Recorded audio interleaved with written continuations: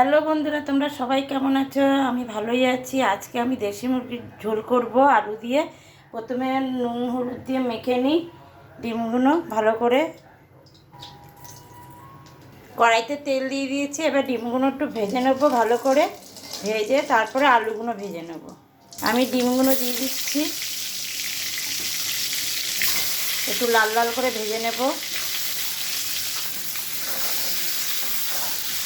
এরকম করে লাল লাল করে ভেজে নিই, তারপরে তুলে আলুগুলো ভেজে পেঁয়াজ দিয়ে ভালো করে মশলা দিয়ে কষাবো।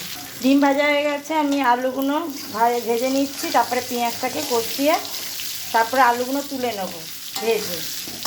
আলু ভাজা হয়ে গেছে, ওই তেলে আমি পেঁয়াজগুলো দিয়ে দিচ্ছি।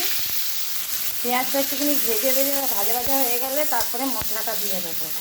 মশলা দিয়ে ভালো করে কষিয়ে আলুটা ছেড়ে দেবো। পেঁয়াজটা লাল লাল করে ভাজা হয়ে গেছে, এখানে আদা রসুন ধনে জিরে কাশ্মীর লঙ্কার গুঁড়ো আর হলুদ, নুন হলুদ সব দিয়ে দেবো। এবার এগুলো দিয়ে ভালো করে এবার এগুলো ভালো করে কষিয়ে আলুটা ছেড়ে দেবো। আলু দিয়ে দিয়েছি, এবার এই আলু দিয়ে ভালো করে কষাবো, তারপরে জল দিয়ে দেবো। কষানো হয়ে গেছে, এবার জলটা দিয়ে দিচ্ছি। আমার দেশি মুরগির ঝোল হয়ে গেছে, এবার গরম মশলা দিয়ে নামিয়ে নেবো।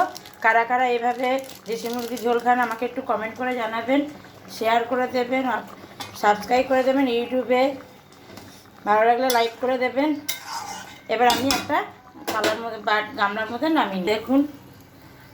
ভালো থাকবেন, সুস্থ থাকবেন, টাটা, বাই বাই।